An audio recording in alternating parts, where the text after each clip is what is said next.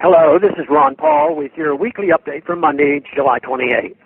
Remember back in April 2007 when then CIA Director George Tenet appeared on 60 Minutes, angrily telling the program host, "We don't torture people."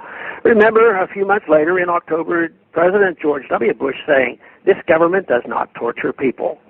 We knew then it was not true because we had already seen the photos of Iraqis tortured at Abu Ghraib prison 4 years earlier. Since the U.S. administration denied that torture was torture, preferring to call it enhanced interrogation, and claiming that it had disrupted so many terrorist plots.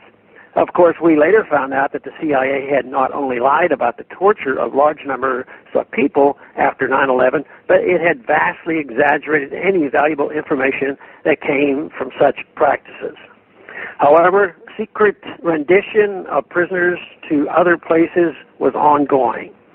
Last week, the European Court of Human Rights found that the U.S. government transferred individuals to secret detention centers in Poland and likely elsewhere, where they were tortured away from public scrutiny. The government of Poland was ordered to pay hundreds of thousands of dollars in damages to 2 victims for doing nothing to stop the torture on Polish soil. How tragic that Poland, where the Nazis constructed the Auschwitz concentration camp in which so many innocents were tortured and murdered, would acquiesce to hosting secret torture facilities. The idea that such brutality would be permitted on Polish soil just 70 years after the Nazi occupation should remind us of how dangerous and disingenuous governments continue to be. This is the first time the European Court has connected any EU country to U.S. torture practices. The Obama administration refuses to admit that such facilities existed and instead claims that any such enhanced interrogation programs were shut down by 2009. We can only hope this is true. But we should be wary of government promises. After all, they promised us all along that they were not using torture, and we might have never known had photographs and other information not been leaked to the press. There are more reasons to be wary of this administration's claims about rejecting torture and upholding human rights. After all, the president has openly justified killing American citizens without charge or trial, and he has done so on at least 3 occasions.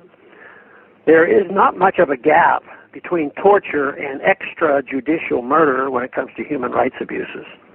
Meanwhile, former CIA Director George Tenet and other senior current and former CIA officials are said to be frantically attempting to prepare a response to a planned release of an unclassified version of a 6,500-page Senate Intelligence Committee study on the torture practices of that agency. The CIA was already caught tapping into the computers of Senate investigators last year looking to see what information might be contained in the report. Those who have seen the report have commented that it details far more brutal CIA practices than have been revealed to this point. Revelations of U.S. secret torture sites overseas and a new Senate investigation revealing widespread horrific CIA torture practices should finally lead to the abolishment of this agency.